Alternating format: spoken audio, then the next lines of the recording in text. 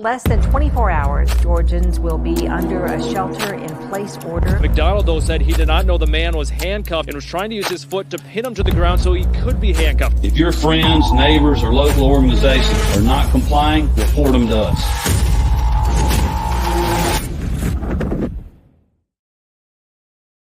Howdy, y'all. Welcome to the Free Georgia Podcast. My name is Jake Green. Thank y'all so much for joining me today. We have a fantastic guest for you today. His name is Oscar Sierra. We'll get to him in a little bit. I know that just sounds like a military call sign, but that is his name. So we'll get to him in a second. Before we do, go on over to lpgeorgia.com to learn more about the Libertarian Party here in Georgia. If you're listening to this outside of Georgia, go to lp.org. And you can learn all about you can find your local state affiliate, and then from there, your local affiliate. If you would like to learn information about what we're doing around the state, around the nation, in your locality to spread freedom and liberty. We have tons of resources on the website. In fact, why don't I just dadgum pull it up? Because I'm a doofus. Let's see. Add that to the stage. There we go. All right. You can get involved in a whole bunch of different ways. You can run for office. You can register to vote through our page.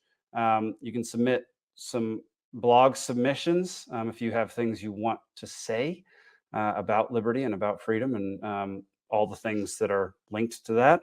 We have a great email list called Liberty Watch, which Brian Allen sends out, basically detailing all the different ways that the Georgia Congress is implementing new laws that will affect you if you live in Georgia. So highly recommend signing up for Liberty Watch. And there's a whole bunch of different things. If you don't know where exactly you fall on the political spectrum, you can go to take our quiz, this world's smallest political quiz, and find out exactly where you land in this little chart, this little graph right here.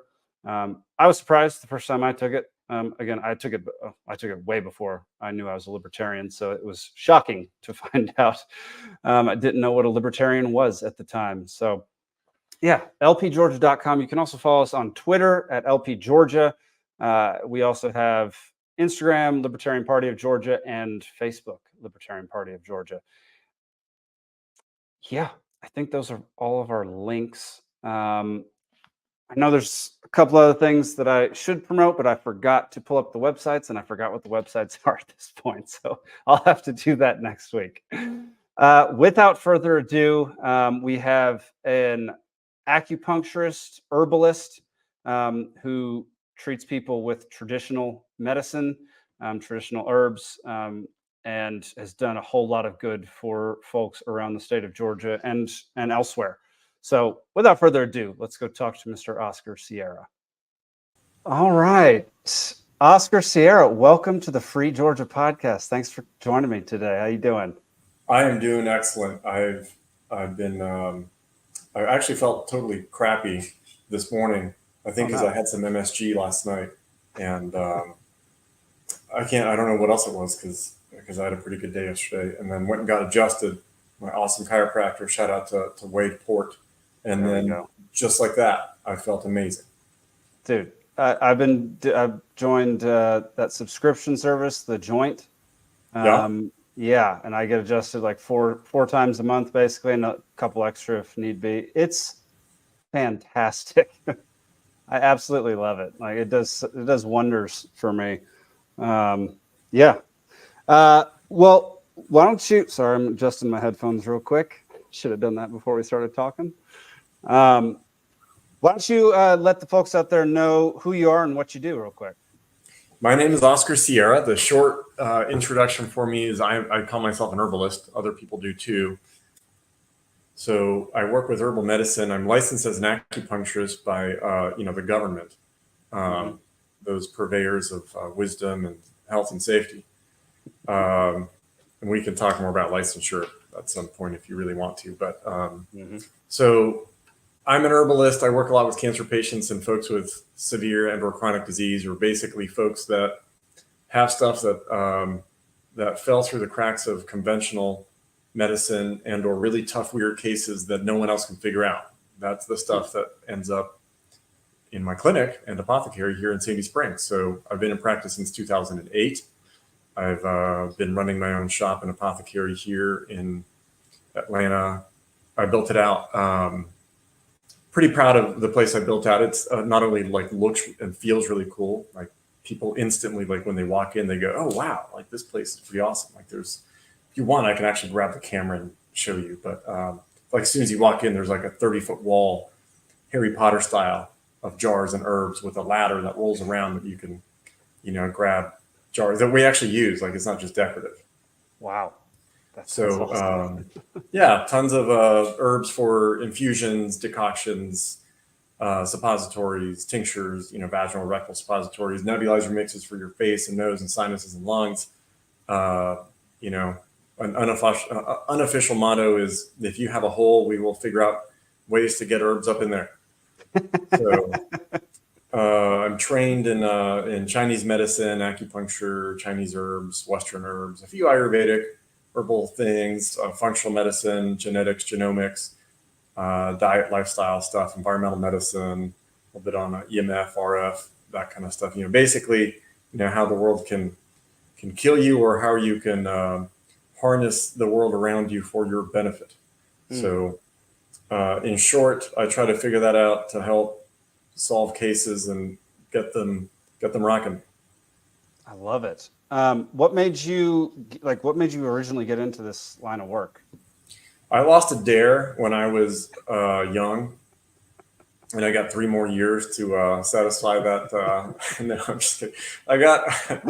I used to take and teach martial arts, really only because a neighbor of mine had got a discount. I think, like, I look back on this and I'm like, this is complete just happenstance. I mean, I really feel like I am where I'm supposed to be, but how I got here, I think a neighbor just got a free month of karate classes if he enrolled a friend, and his mom didn't want to schlep this kid to karate class, so she kind of enlisted me so that my mom could drive 1 week and his mom 1 week to karate classes when we were in middle school. And that got me into this whole concept of yin and yang and flow and pressure points. And little did I know that this dude that I was training with was really well connected in the martial arts world. I didn't really know this until 20 years later, when I met martial artists from Oklahoma and California talk about these people, these greats, like Professor Wally J and Remy Prisas and stuff. And I'm like, oh yeah, I hung out with them. And they're like, what? How did you met them? And I'm like, yeah, I trained with them. And I just thought they were old pudgy Asian dudes, and they were pretty freaking famous. So just complete luck, just happenstance.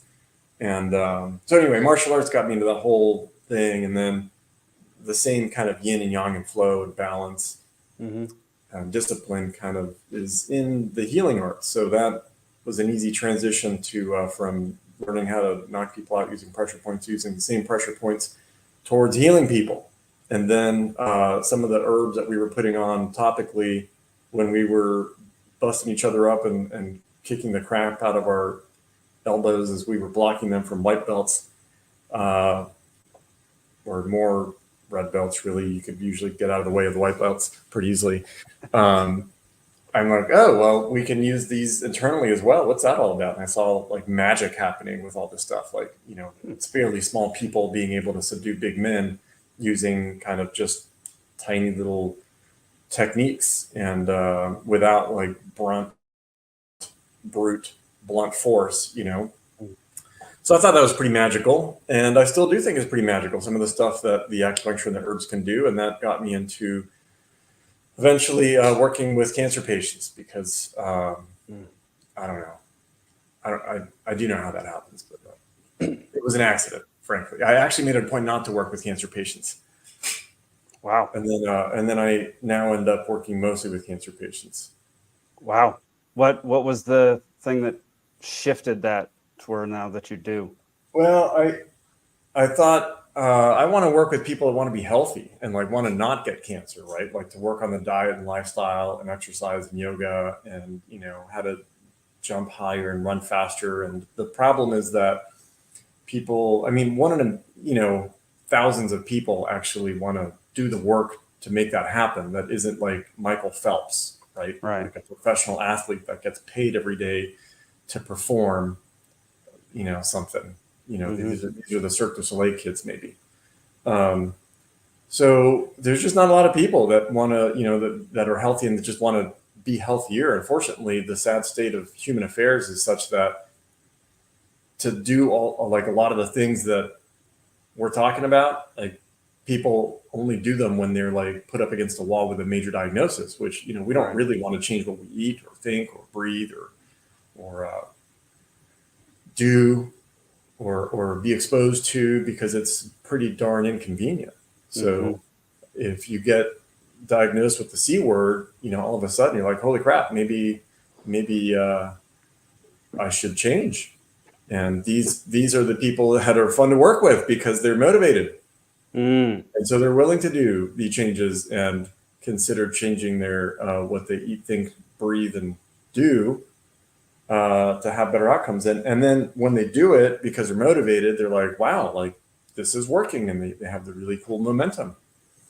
And I love that. It's fun. So I get to dial in not just the acupuncture, but the herbs, the diet, the lifestyle, the environmental stuff. I do also recommend drugs and work with some doctors that can prescribe those. And fortunately, especially the last couple of years, they agree with me in terms of the drug and or the dosing regimen, which has been so nice. So yeah, that's the short story of how I got into this. It's just patients. There was one in particular. It's kind of a crazy story. If you want, I can go into it. Please, yeah, let's hear it. All right, so this one dude somehow finds his way to my office, and this guy was pretty well off. I think like a big banker guy, prostate cancer, went to Mayo Clinic and MD Anderson and Emory and Wellstar, and like didn't really like what any of them had to say about what to do. And so he's, found his way to my office. And so I didn't really have any experience with treating cancer patients at all. And frankly, he didn't really have a whole lot to treat. He was symptomless, right? He ate fairly well. He did some exercise. He felt great, slept great, didn't have any overt problems in his life. And so I kind of resorted to running some lab work or having some lab work run, let's say. I've gotten in trouble with the Georgia Medical Board. No fault or fine. Like it was a pain in the ass. That's maybe another story, but we'll get there. We'll get there. What good clinician hasn't gotten in trouble with the medical board? The answer is probably none. Like that's kind of, the more I hang out with good docs, the more I'm like, it's like their badge. Like if they haven't gotten in trouble with the state board, obviously not for like, sexual harassment or child endangerment or something like that, but for like, doing something outside of the standard of care, like that's the sign that this dude or lady is like a good doctor, is that they're doing something different. Anyway, side note. So this dude comes in. I don't really know what to do with them. I know nothing about cancer. So we just get some bunch of labs run, the stuff that the doctors don't usually check, inflammatory levels, oxidative stress levels, nutritive levels. And this guy looked in person great. And interestingly, on paper, he looked awful. Like, wow, a ton of his numbers were all messed up. And so I knew how to fix the numbers. And it's not something I'm proud of in terms of treating the labs, but 10, 12, however many years ago, 2010, I think it was, I treated the labs because I didn't really know what else to do, right? I knew how to make the labs look better. I treat people these days, but back then I didn't know how to treat them. So I just treated the labs. And fortunately, my good friend, Lauren Amani Brodak, who runs Herbalista, kind of a power to the people herbalist who sets up herbal clinics around the country and the world. Now she's in Ireland setting up free clinics there for homeless, and I've been volunteering at her homeless shelter clinic health fair for over 10 years now. I happened to mention in a conversation, hey, I got this cancer patient. I don't really know what to do with them. And she said, hey, check out this book by Donnie Yance. I didn't read it. I skipped to the prostate cancer section of 3 pages. I skimmed through it, and I said, that's a lot of stuff. All right, I'll dial in some of these things that I've never really heard of before. Don't have a ton of experience with them. Maybe I'd heard of some of them. And I dialed it into this protocol. And less than 1 month later, this guy goes back to his oncologist. His oncologist checks his PSA, his prostate-specific antigen, and says, it used to be 12, it used to be like 14. You know, they like it below 4. And now it's at 7 point change, 7 and something. And the oncologist goes, that's impossible because, 2 months ago it was 14 something. And it can't be that much lower now because it had been, above 10 for a while and climbing. Wow. And so he's like, this is a laboratory error. I need you to come back next week, do another blood test. He came back the next week and it was 6 point something. So it went from 14 and change to 7 point something to 6 point something. And he said this, Jake, and I kid you not, I had a dime for every time a doctor freaking said this phrase. Do you know what it is? I don't.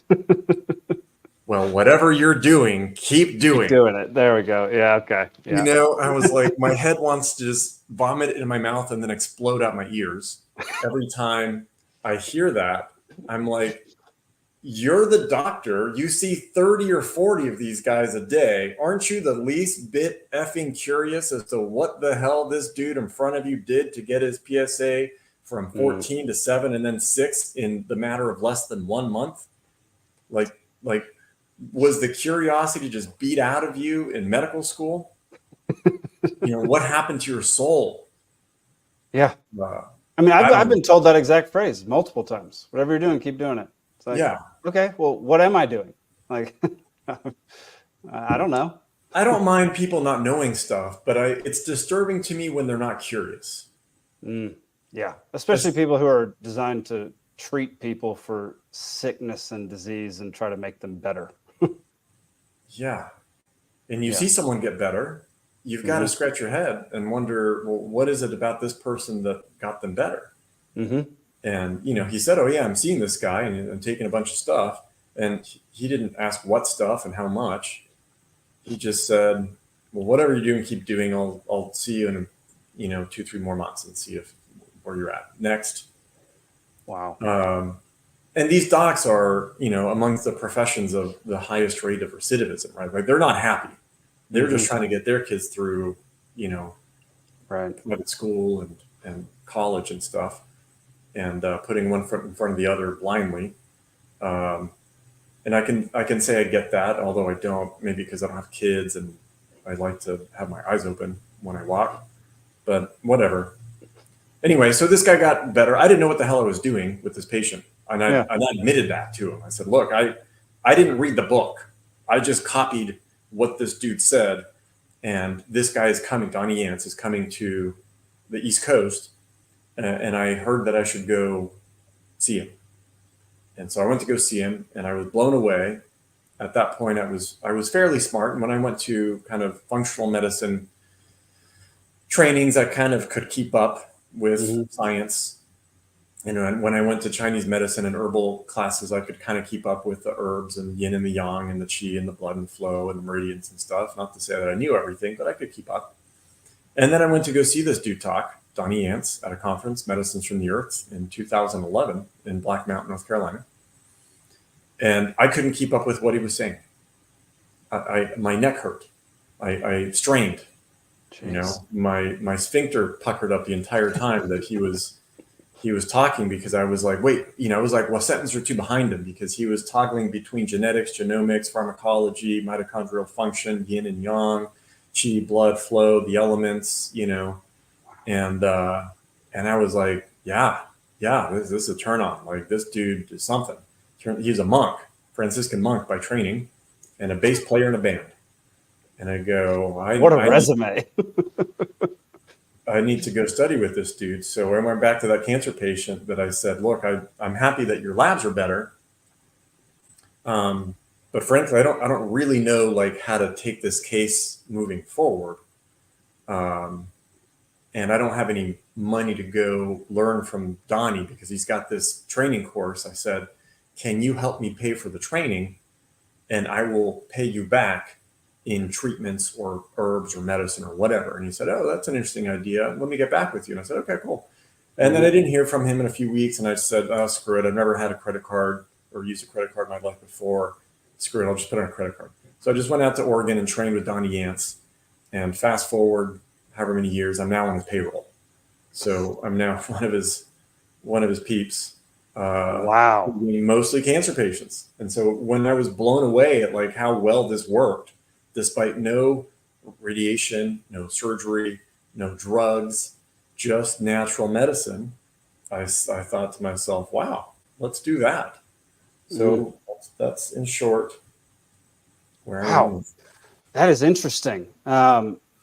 It just took that one patient to get you to the spot where you are now. That's a wild ride. That and losing the bet, remember? Yeah, losing the bet. I forgot about that. That's my bad. Yeah.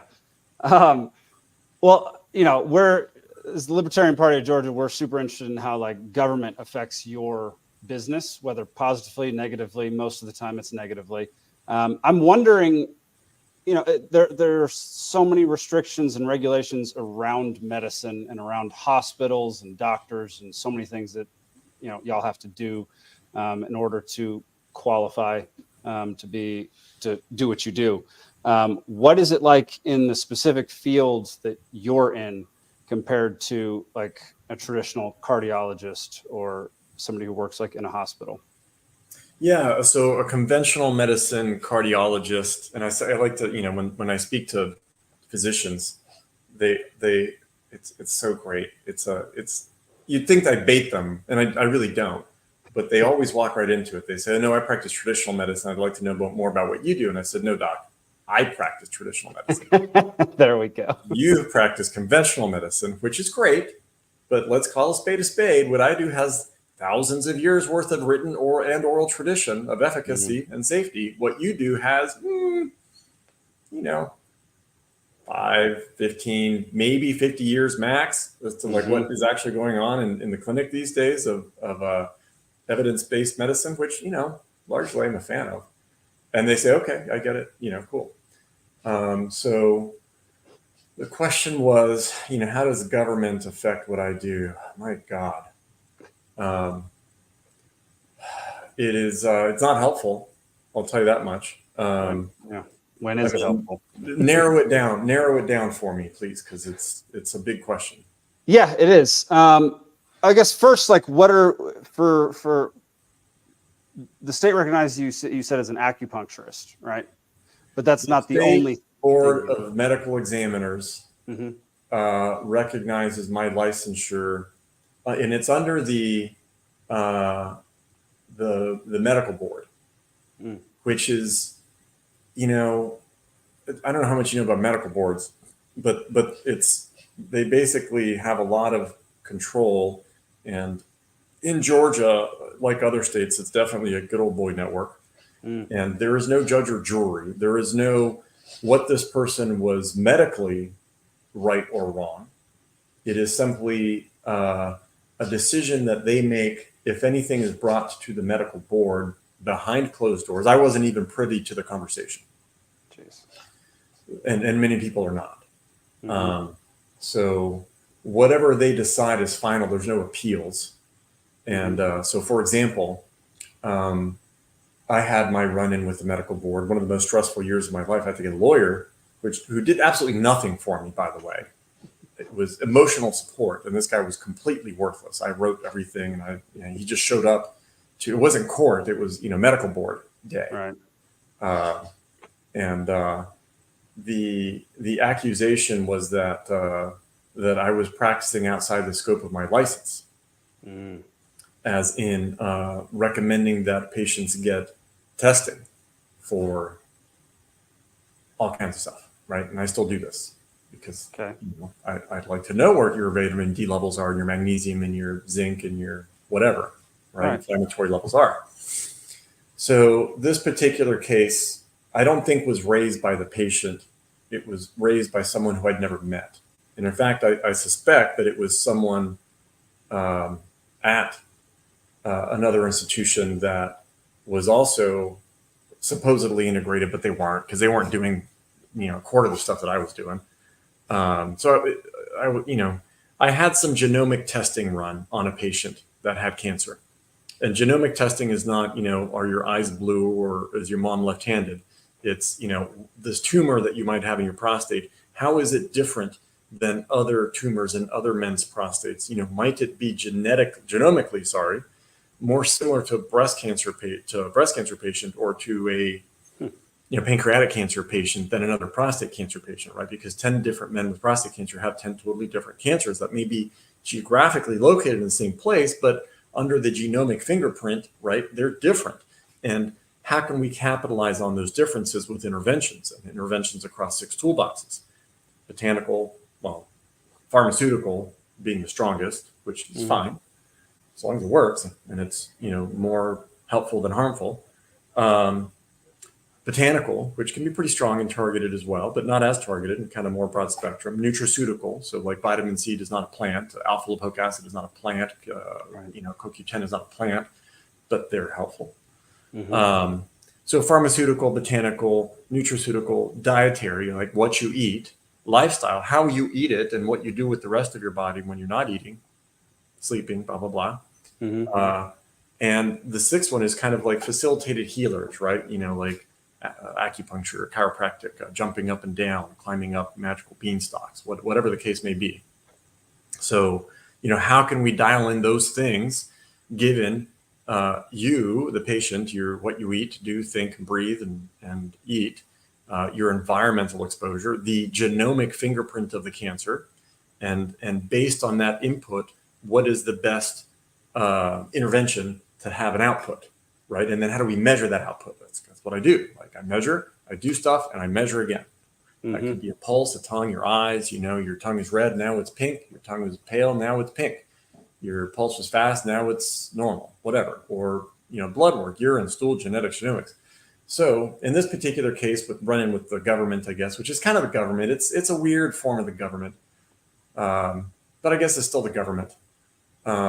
Yes. It's a state board which lacks oversight. Yep. And there's no check and balance there. So I'm not against government so long as it's transparent and has checks and balances. That's me. So the accusation was that I was practicing outside the scope of my license, and my license doesn't say one way or the other that I can or can't run labs. And by the way, you as a citizen can just go to directlabs.com and run whatever the hell you want. Yeah. Almost. Most of what you want. And so I'm just trying to get information. And why does it matter? Because it is in the scope of my license to practice herbal medicine. And depending on what mutations a tumor might have, in this particular case, there was a lady that had, and I explained this to the board as to like why I found it important to get labs run on this cancer patient. Because they're like, you're an acupuncturist. What the hell are you doing running labs? And I said, well, I think it's important to get baselines and to look at nutritional status. And they said, well, maybe we could understand vitamin D or something, but that's not the stuff that you were running. You were ordering much more complicated stuff. And this was a doctor talking to me, by the way. And I'm pretty sure he had no idea, what these labs even meant, like when he saw them. And I said, okay, you're right. There's some genomic information there that I thought was useful for the case. And I gave the example of a lady with lymphoma who there was no good treatment for her at the time. And it was not an aggressive cancer. And the oncologist said, well, we'll give you 2 months. And if the cancer is worse, we're going to jump on this chemo, which is not very good chemo, but it would be, that's all we got. And it would be better than doing nothing. But if it doesn't move a whole lot in 2 months, we'll just kind of keep, watchful waiting. And so I saw this patient. I'm like, well, bullshit. We're not going to sit on our butts for 2 months. The fact that this cancer has a BCL2 mutation means that there are 34 botanical agents that target BCL2 for your particular cancer. And I gave her a few of those and, worked on her digestion and sleep and stress and blah, blah, blah. Mm-hmm. And then in 2 months, all her cancer lesions all over her body totally disappeared. And that was, I think, 8 years ago. So no chemo, radiation, or surgery. All the cancer is gone. No conventional treatment. No side effects. This woman to date is healthy as a horse. And why was it useful for me to dial in particular herbs, which are, by the way, in the scope of my license? As if you needed a license to give someone herbs, because I guess there's a lot of grandmas that need to be going to jail when they give you chamomile tea. Right. So, I don't hold up someone's, birth date to my forehead and be like, oh, you need chamomile tea with, astragalus. No, I look at the data and I say, well, you have a BCL2 mutation cancer, and black cumin seed is a strong BCL2 inhibitor. And it also helps your joints, but it's warming. So, and you're a menopausal woman, so we need to cool that down with some cooling stuff to balance that out. And then her hot flashes went away, her joint pain went away, and the cancer went away. And it's just logical, right? This is my training. So I explained this case and how it was useful to have the information and how that allowed me to dial in what I dialed in.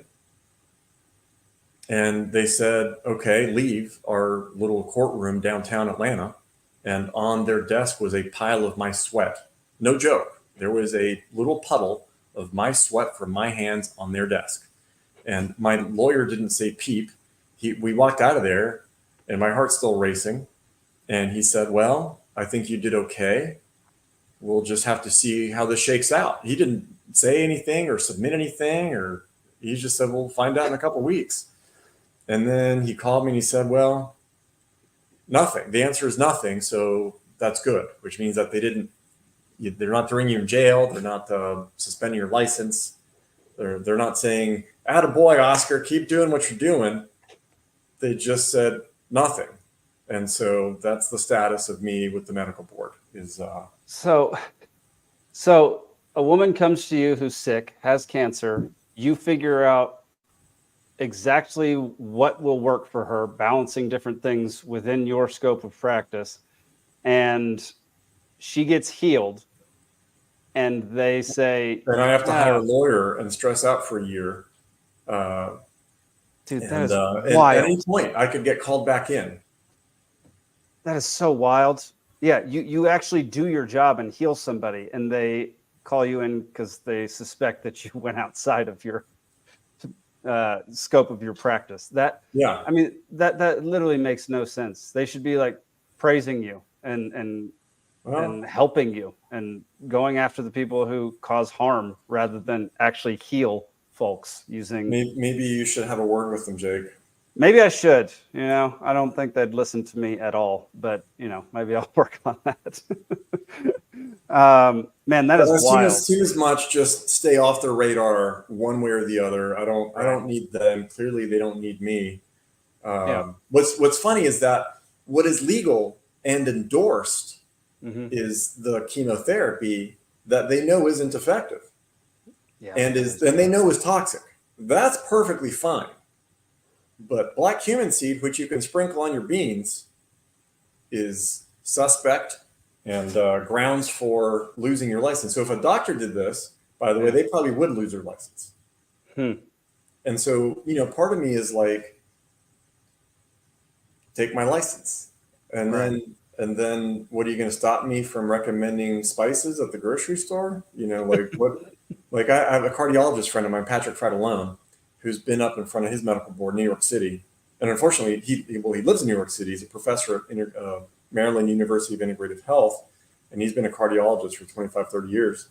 I worked with Dr. Atkins and helped put in he had a heart attack, Atkins did. Anyway, he goes back, he knows a lot of people. He's an herbalist, he's Italian. He's was born with a congenital heart problem. He's supposed to be dead by the age of like 14 years old. His Italian grandmother from Italy sent him a bunch of herbs to help his heart. And he hasn't missed a day of his life on taking these herbs every single day. And he became a cardiologist. But he's been in trouble several times with his medical board because doctors are way more under scrutiny in the limelight than us herbalists, which for the most part are under the limelight. Or not in the limelight, so there's no spotlight on us because we don't make much money, for better or worse.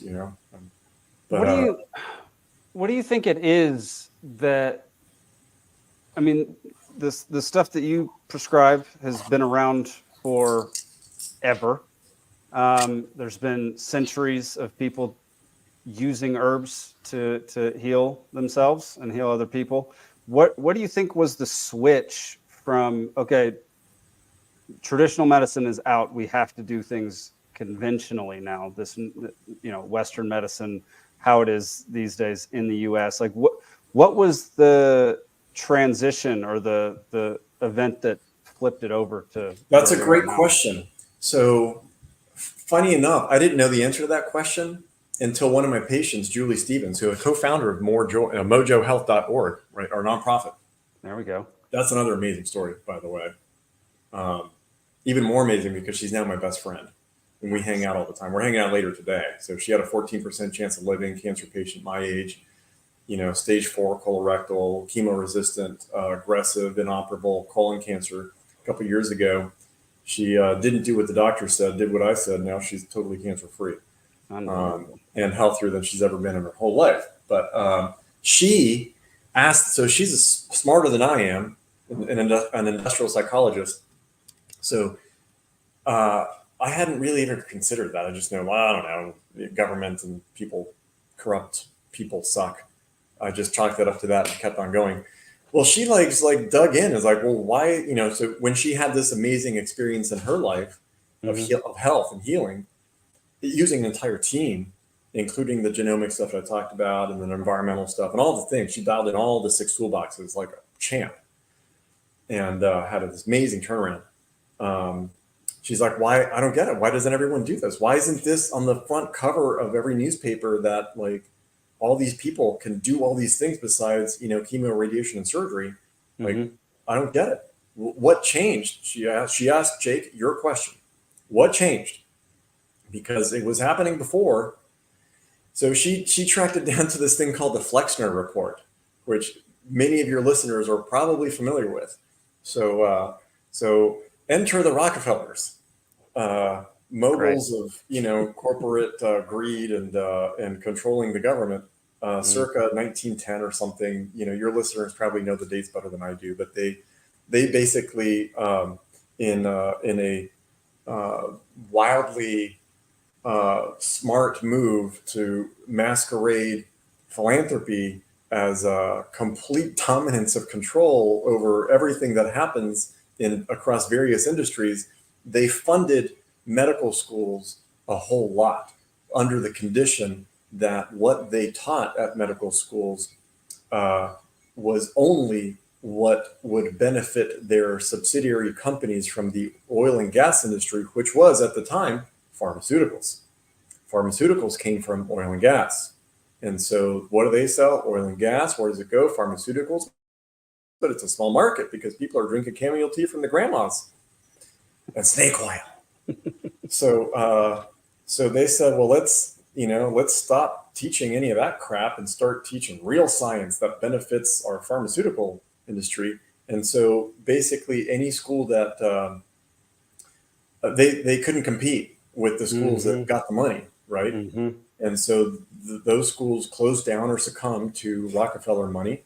And wiped was the curriculum of anything other than kind of what we know now. So you can't hold the doctors accountable for something that was never trained in their training, right? And that's where Julie, as an industrial psychologist, says like, well, we can't hold the CFO accountable for something that was not on his job description or his training.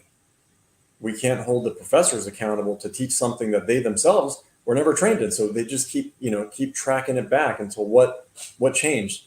And that's the Flexner Report. And you can look into it and it's not a secret. Wow. I mean, what, 110 years ago, 115 years ago, that's wild. And, there have been multiple things that have, I can imagine that have expanded that since then and have made things a whole lot worse. I mean, one of the things, Supreme Court just overruled the Chevron deference, which was back in 1984. And basically helped give these bureaucracies that were never elected by the citizens authority in certain areas. So like having wetlands or deciding, like the FDA, all these different organizations, all these different bureaucracies basically have the final say so because they're the experts and they're the authorities in the field. And I imagine a very similar thing has happened with this board of medicine that you had to go stand before, which is they don't actually have the expertise and they were never actually elected for that position, but you have to abide by what they say because the government defers to their judgment. That's right. Yeah. And by the way, speaking of that medical board crap, it has been well documented by kind of third-party nonprofits that where they looked up, when integrative or functional medicine docs got in trouble for something, and it has to be a discrete fine, a discrete accusation, or a tort that they violated, and like for example, giving antibiotics or any kind of pharmaceuticals to like your daughter, right? Like it's not. You're not going to go to jail, but it's like discouraged, and it's up to the medical board as to like what fine. They can take away your license, or they can say, hey, get your buddy doctor friend to prescribe it. Don't do it yourself. See you later. Go on with your day. Here's a warning. So they looked up the exact same offenses and what the penalties were for doctors that were known to be integrative/functional medicine docs versus doctors that were pretty darn run-of-the-mill conventional. And it was drastically different, right? It's like as egregious as like, speeding fines for black people versus white people. Like, like the black people or the integrative docs got like 3 times the sentence, right? Whereas like the privileged conventional medicine docs, which make up the medical board, got a slap on the hand and no fine, no suspension whatsoever. Like egregious. Like it was like day and night. Like like doctors lost their license for months and their livelihood suspended for like a month for stupid stuff. Whereas the exact same stupid offense for a conventional run-of-the-mill sheep doctor got like a slap on the hand and absolutely no fine, no medical license suspension or anything. So this doc, Patrick Fredolone, I remember saying years ago, because from New York, he had to go travel to upstate New York where the medical board was. Like that's where the capital and that, all the stuff was. So it's like it's a full day of losing business and getting lawyers and whatnot. And they never like really fined him because the stuff but he has to like go defend himself, blah, blah, blah. And he's just sick of it. It's like, I've had to do this like several times over the years and it's just a big waste of my time. And he said, basically, next time they call me up to defend my license, I'm just going to say, take the damn license.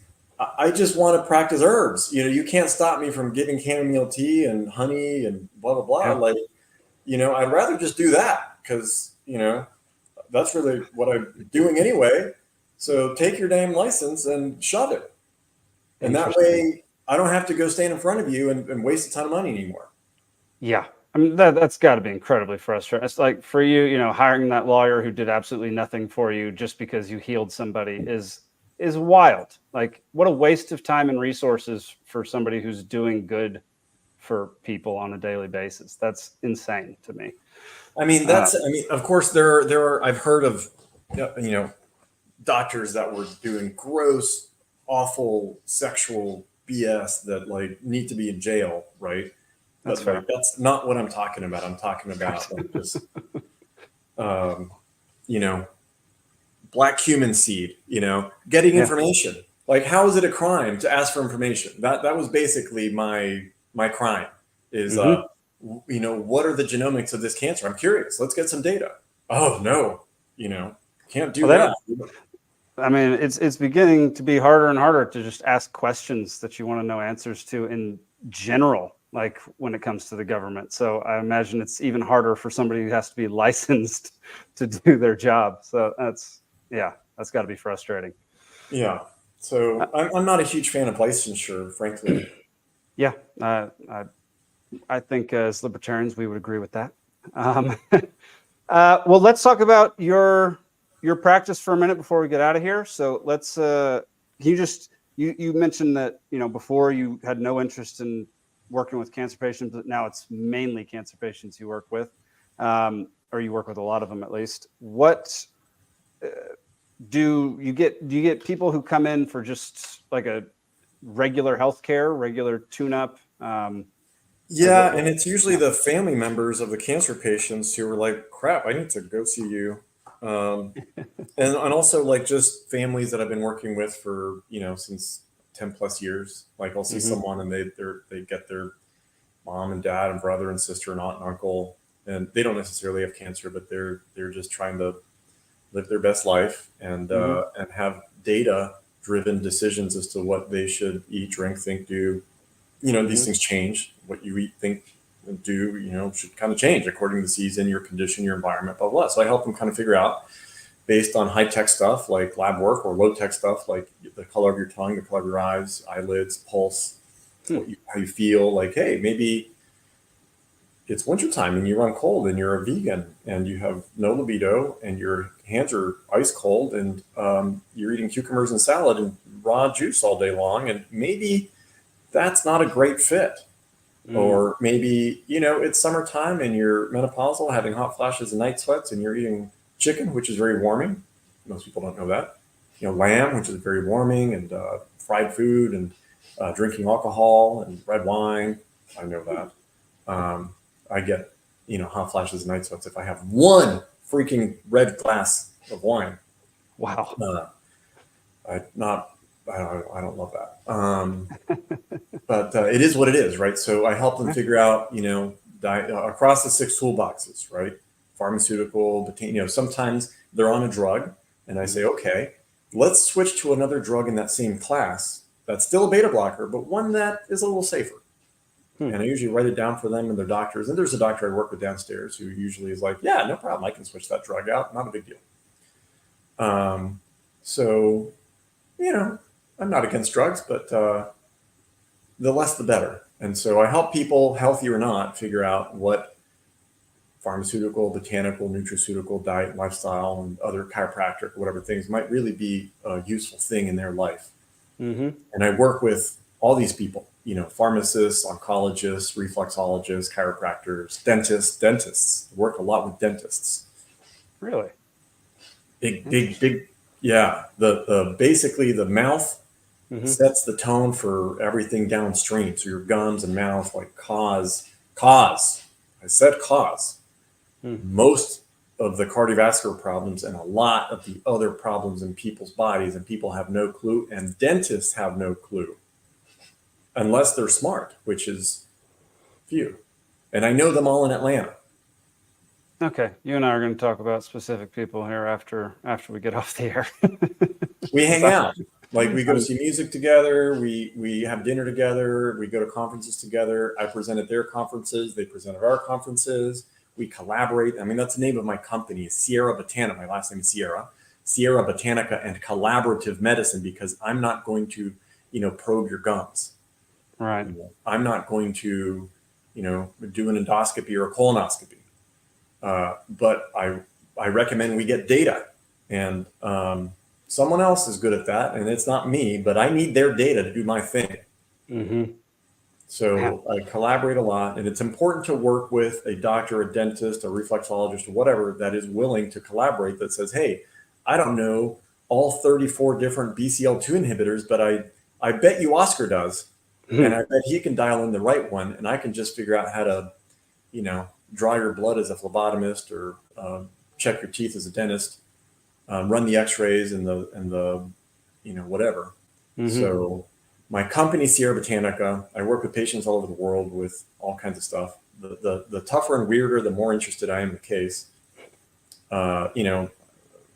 Back pain, whatever, go to someone else.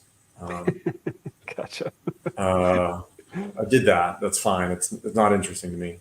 And then the nonprofit, which I'm really excited about, which is mojohealth.org. So it's empowering patients, it's for patients by patients, to get the damn data. How to hire and fire a doctor. What are the criteria for your job description as a patient? How do you hold yourself accountable? How do you hold your doctor accountable? What is the criteria for hiring and firing a doctor? How do you determine what lab tests are best to run? The ones that your doctor thinks, wrong, way off. Doctors are, they are confined by many things, the government being one, but most of it being the invisible hand of, industry that allows them a few minutes with you and that ain't enough to take care or look into your actual health. So we posted all this online for free. Wow. And we are looking for investors to put the next phase of what we want to do on, to realize basically have this huge community where people can kind of plug in their information that this cancer, and then plug in their genetics and genomics. We guard it with our life and share it with no one unless they. So for example, there's no research on a lot of this stuff, right? About like, does apple cider vinegar enhance or detract from chemotherapy? No one knows. So probably not, because it doesn't make any theoretical logical sense that it would. But is it better to take these natural interventions before chemo, during chemo, or after chemo? Well, there's some data, but not a ton. And we posted, we'll share what is published out there. Most of the time, the interventions are positive ones. That is to say that taking the herbs and the supplements before, during, and after the chemo actually makes the chemo work either better or safer. But what we want to do is kind of pool all the data of 100,000 cancer patients, log into mojohealth.org, help them, get all the free strategies. Say, I have a prostate cancer that has this mutation versus that mutation. And, today we don't know that these mutations affect treatment one way or the other. But when you have 5,000 people with prostate cancer and they say that, oh, I did turmeric. Oh, I didn't do turmeric. And then you said, well, the people that have prostate cancer, B, had this gene mutation with their cancer, C, did turmeric, did a whole lot better than the ones that didn't. And is that a double-blind, placebo-controlled, randomized clinical trial? No, but it is something that says something. And maybe someone might want to do a double-blind, placebo-controlled, randomized clinical trial on drinking apple cider vinegar with lemon juice in the morning and prostate cancer. They're not doing it now, of course, because no one's going to make any money on water and apple cider vinegar. But if you had an N study of 5,000 people, and 2,000-3,000 did and 2,000-3,000 didn't, and a place that people could put in their inputs across the 6 toolboxes: pharmaceutical, botanical, nutraceutical, diet, and lifestyle, and then track their outcomes, you might be able to you'd scrub the data of the name and address of these people and just say, okay, here's all the people with prostate cancer and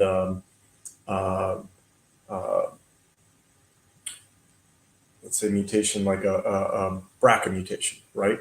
And they did this drug and it didn't work very well, but they did niacin, for example, niacinamide, which has been shown to be a natural PARP inhibitor, which has to do with BRCA, right?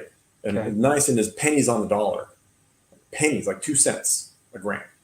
It's dirt cheap. Jeez. So it's a B vitamin, but it does inhibit PARP, which is important in breast and prostate some. But we don't know, a ton about it, because guess what? No one's putting money into it because they're not going to get money out of it. But if we all pool our data into Mojo, we can say, yeah, man, like this niacin thing at 2 cents a gram makes a big difference with cancer-free, disease-free survival, progression-free survival, overall survival. The people that took niacin for, 2 cents a day did way better. And by did better, I don't mean their cancer shrunk. I mean they live longer. But we don't have that data. And so the many purposes of Mojo, to educate the people, educate the doctors about all 6 toolboxes, remind them that they have more options, that they have more power than they think that they do. They can hire and fire at will. They're in charge, the patient. But one of the goals is to kind of pool this data so that we can benchmark what works and what doesn't. Maybe niacin doesn't do a damn thing, but no one knows. At least we do know that it's safe and it doesn't really do any harm. And there's some good studies that show that it probably would work. Yeah. So it's a big, lofty goal. We need a couple $1 million to get that part off the ground. In the meantime, we got a book. We've got a strategy builder where people can go on there right now online for free and say, I've got breast cancer. They're going to do this medicine. And then they'll say, okay, here's the side effects from that medicine. Which one of these 32 side effects are you most worried about? Nausea. Great. Here's pharmaceutical, botanical, dietary, lifestyle, and other things that can help with nausea, including pressing this point right here, and it's free. Including aromatherapy, including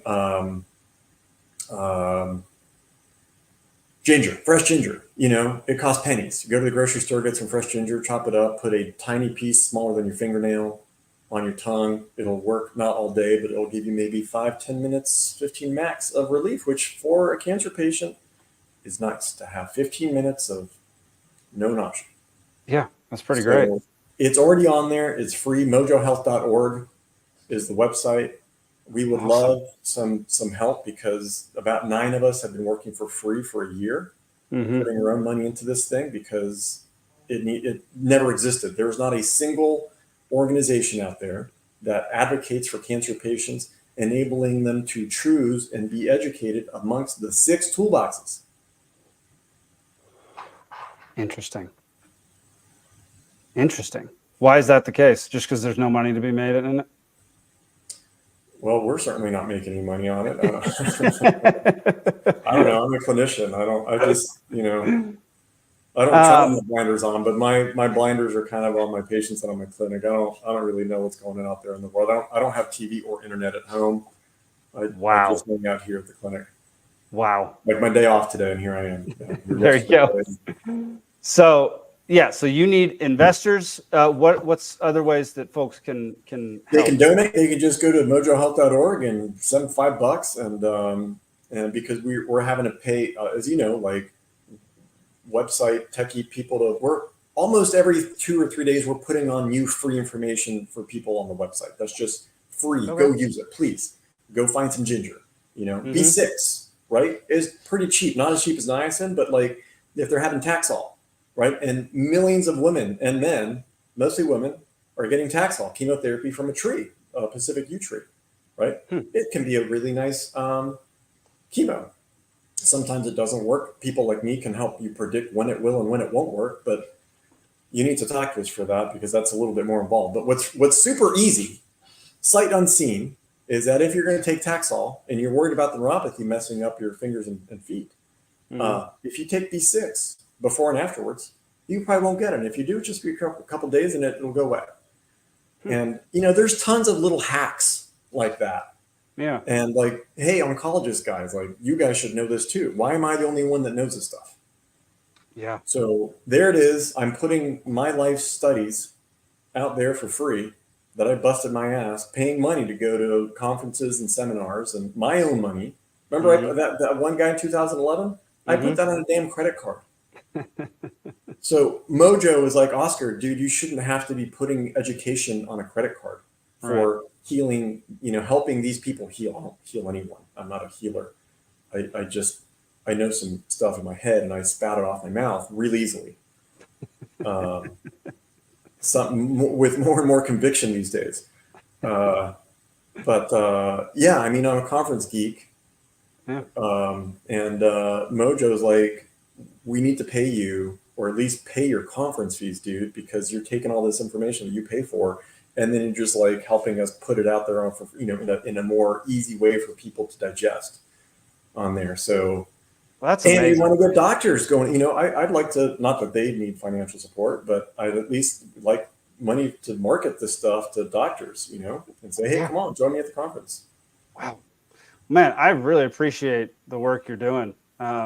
My wife is going to friggin' love this episode. She's going to be obsessed with it. So yeah, I appreciate the hard work. I'm sure sometimes it feels thankless and sometimes maybe hopeless and super frustrating and really annoying, but man, I'm glad there are people like you out there. So I really appreciate what you're doing. Thanks. And that's another reason why I like working with cancer patients, because they're in it to win it, man. They are there. They show up and they do the work. Yeah, because the life depends on it, basically. Yeah. So it's mojohealth.org, right? Yeah, mojohealth.org is a nonprofit. Sierra Botanica Collaborative Medicine is my clinic here in Sandy Springs. A quick story. This reminded me of how thankful I am to work with cancer patients, because it's most of my patients, and really sick autoimmune patients too, because they really want to get better. And I'm like, I really want to help you. This is a great fit. You may have to shove something up your butt or nose, or taste some funky herbs, and like, I don't care, man. Come on, let's do it. And I said, great, let's do it. But I think recently a lady who's one of my patients for a while that had a great response and result and outcome brought her daughter, who was like this purple haired, tattooed, pierced, overweight young ladies, like, 19, 20, maybe 22 years old, something like that. Mm-hmm. And she had all these problems. And I'm like, I figured it out pretty quickly. I'm like, okay, your problem's this, this, and this, and go do these labs and take these meds and herbs and tinctures and diet, blah, blah, blah. And I'll see you in a couple of weeks. Well, I didn't hear from her until like 6 months later. I'm like, oh, I forgot about you. Yeah, well, now, I was wondering what happened to you. And so she, took forever to get her labs done. And then I'm going through her labs, and she's like, before I went through the labs, I'm like, well, how did it go with the stuff I recommended? She's like, well, it didn't work. And I said, okay, well, what did you do? And she said, well, I took the tincture, but it tasted awful and it didn't work. And I'm like, okay, so what did you take? And she said, well, I took a dropper. I'm like, okay, well, how many times a day? She said, once. I said, well, the instructions said a dropper and a half, 3 times a day. And she's like, well, it didn't work. I'm like, well, yeah, I think I know why. But she was better. Like, her infection was gone. Like, her pulse was better. Like, she was objectively better when I saw her the second time than the first time. Yeah. And I'm like, all right, well, let's jump into the labs. So I start going through the labs and suggesting these things to make the lab work look better and help her feel better. And she's just like, what? No way. This sounds like I'm going to have to take like 5 things, like pills. Like, I don't want to take anything. And she's just been complaining the entire 30, 45 minutes that I've been sitting with her. Just nothing but complaining. And I'm suggesting stuff because she's complaining about feeling sick and all these symptoms, right? And I'm suggesting stuff, and then she's complaining about my suggestions. And finally, it was the end of the day, I guess. And I looked over at her and I said, well, suck it up, Buttercup. And, because she was complaining about having to take magnesium, right? And I'm like, that's not even hard. Like, this powder, it tastes good. It could pill, whatever, Yeah. This is not like, you're an adult. Like, I'm not sitting here complaining about paying car insurance. Like, this is just kind of what you sign up for. Uh-huh. And I realized, man, that was kind of a harsh reaction from me to this patient. I think it's because I'm completely spoiled in working with patients that don't care what it tastes like. And they don't care how many pills. They want to freaking live, and they're all in. And when I saw this girl that was like, didn't really want to be there, her mom made her go, wasting my time. There's some cancer patient that wants to be sitting in that chair right now that like is going to be excited about taking magnesium because they're constipated and their energy sucks. And it's like a 2-for-1 deal. And they're like, oh my God, great. Thanks so much. Anyway. So that's how it is, From telling myself that I would never work with cancer patients to thanking my lucky stars that I work with them most of the time, here I am. I mean, that's super helpful when you're working with people who want to get better or who want to improve. There's a huge. They're by choice. They don't have to come to you, but they want to. That's. I have to imagine that's a much better patient than people who are hesitant, don't question everything, don't know. Yeah, exactly what that girl was doing. Basically, don't want to do exactly what you're recommending, even though they're there to get your recommendation. Well, it was a lesson for me, and let it be a lesson for those of you guys out there too. Be it your mechanic, whatever you do. Yeah. Like, if someone is sitting in the chair and doesn't want to be there, then why are you wasting? Why are you there? There's people that want to be there. Yep. Now I know, I should have just never let this young girl into my practice. Let her get sicker. And when she's sick enough, she can make her own phone call as an 18 to 22-year-old saying, can I go see you? Yeah. Instead of mommy and daddy calling and say, can my daughter, if it was a 5-year-old, obviously that's different. But grown woman. So we should hope, but Well, Oscar, man, I really appreciate you taking the time to chat with me today. It's been enlightening. Anytime. Excited. Heck yeah. Yeah. Next time you're up back over here, hit me up and we'll go grab a beverage. That sounds good. You can check out the clinic here. What's that? You can check out the apothecary here too. I would love to do that. My wife would love to do that as well. So I think we're going to take you up on that. If she wants to come patient, she can call for her own appointment because she's a grown woman. That's fair. Yeah, she wouldn't let me make that call anyway. So, all right. Well, Oscar, stick around after the credits, and we'll chat for just a second before you go. Y'all, mojohealth.org. And do you have a website for? Oh God, I don't even. Is it? It's Sierra Collaborative Med.com is my company website. All right, y'all go check it out. It'll be in the episode description below. Thank y'all so much for tuning in. We'll see you next week on the Free Georgia Podcast. Peace.